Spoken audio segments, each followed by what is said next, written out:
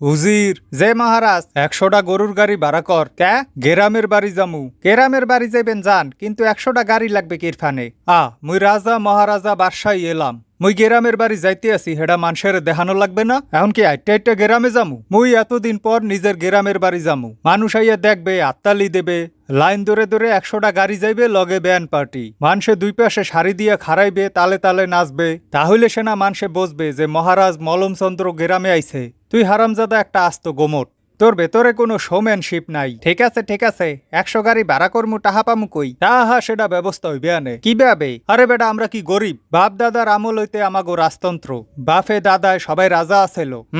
তো টাহা কই? ওই তো রাজপ্রাসাদের ছাদে টাহার গাছ লাগাইছি। হ্যাঁ, যা ছাদে যা, গাছ হইতে টাহা পারিয়া যাইয়া গরুর গাড়ি ভাড়া কর। যে আচ্ছা, গুইনা গুইনা 135টা গাড়ি ভাড়া করবি। জো হুকুম মহারাজ। ওই স্বপ্ন যাবে বাড়ি আমার, লগে থাকবে 100 গরুর গাড়ি।